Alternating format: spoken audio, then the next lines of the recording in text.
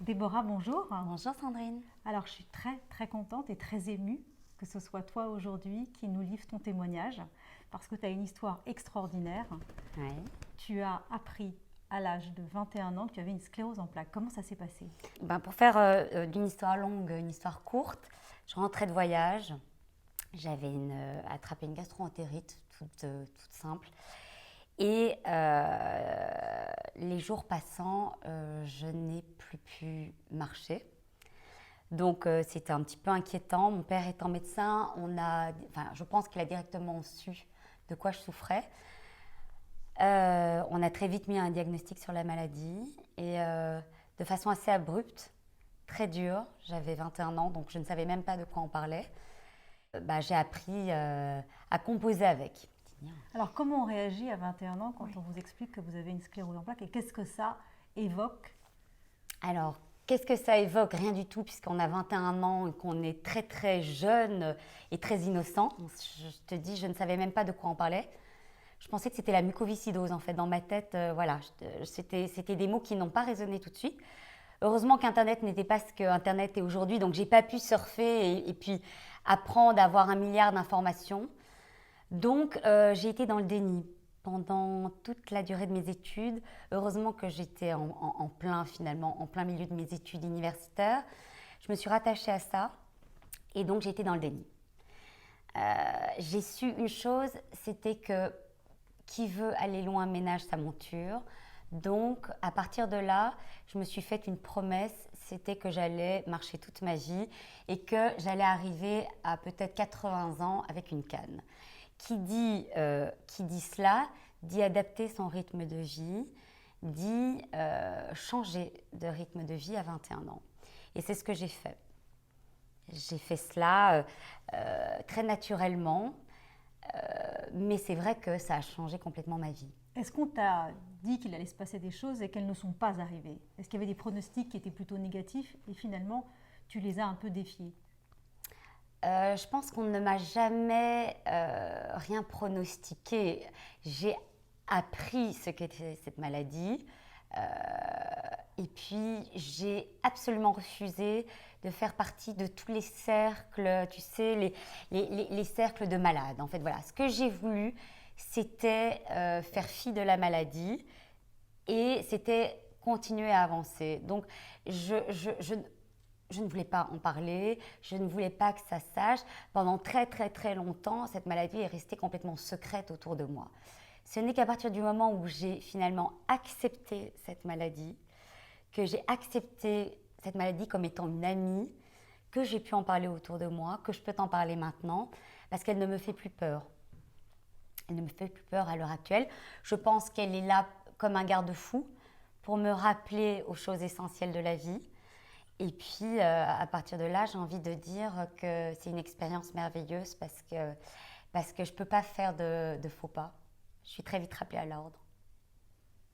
Et tu t'es mariée, tu as eu Je me deux suis enfants. mariée, j'ai eu 2 enfants, mais c'est tout à fait moi, ça.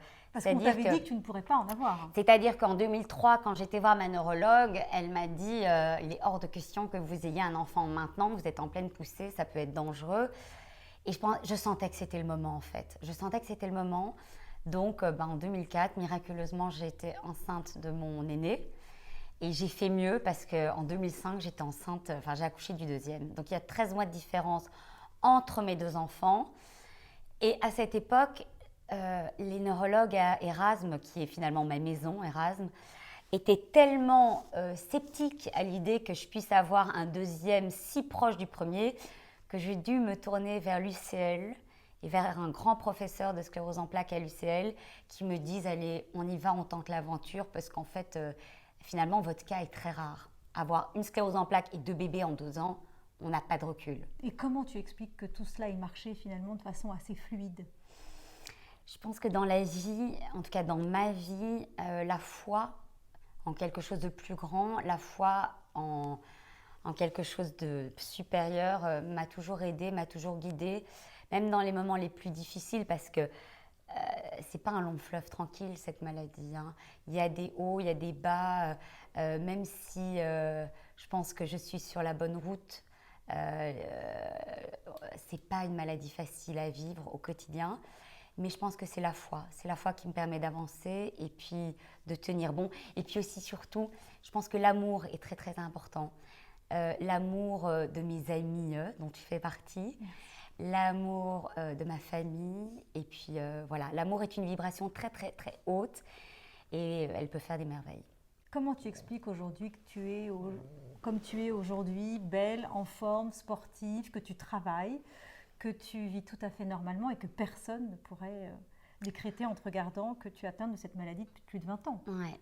Ben, Tu as un secret Est-ce que tu as une discipline ouais, j'ai particulière? une grosse discipline qui est quand même très contraignante. C'est ce dont je te parlais, c'est qu'à 21 ans, j'ai compris une chose, c'est que je ne pouvais pas avoir la vie de quelqu'un d'autre.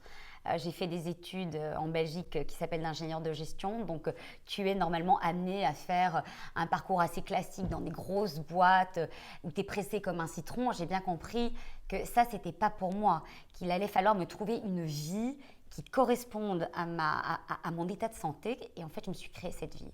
C'est-à-dire, je me suis créée une vie qui me permette et de travailler. Je fais un métier que j'adore, mais je suis complètement indépendante, donc je le fais à mon rythme, suivant mon état de santé.